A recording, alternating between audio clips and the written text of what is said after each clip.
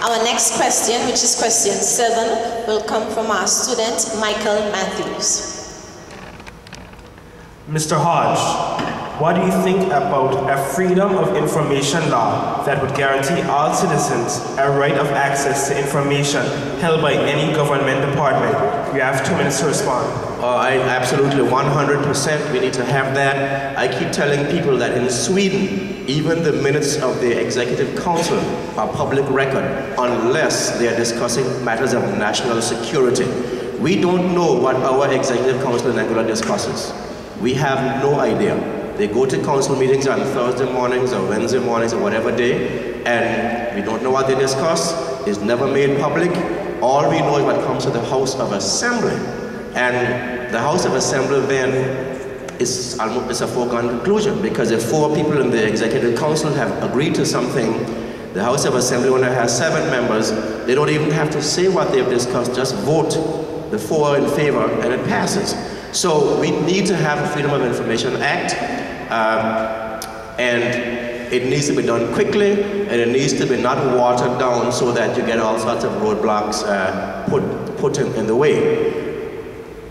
We should recall that in America, which has apart from Sweden, has the greatest freedom of information protections, even then, the president was able to block all sorts of information from getting out post 9/11. We need to ensure that if such an act is put into place, that the executive can't play tricks with it and try to block things here or there using all sorts of devices and subterfuges. Thank you.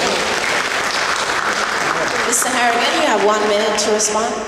I believe it's absolutely necessary to have a Freedom of Information Act.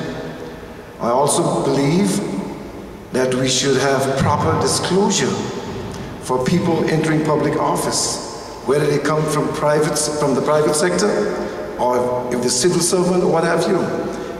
This must be balanced out, because it would be unfair to have, for example, a civil servant who's running for public office disclose their information and somebody in the private sector not do so.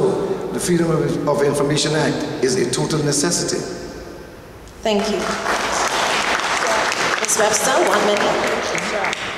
I think that absolutely we need a Freedom of Information Act, and the APP has been, in fact, led the call for integrity legislation as a whole to emphasize the need for accountability in a new regime. With accountability and transparency, which a Freedom of Information Act will provide, one is able to follow what is going on, and there's less risk of corruption. One of the major challenges we have in Anguilla right now, due to the absence of information coming from our current leaders, is a worry whether or not we're on the path to a Turks and Caicos regime. And that worry is a very, very present worry.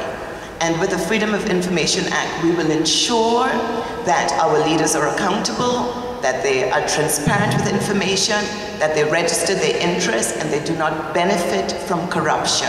That is a regime we don't want in Anguilla. Thank you.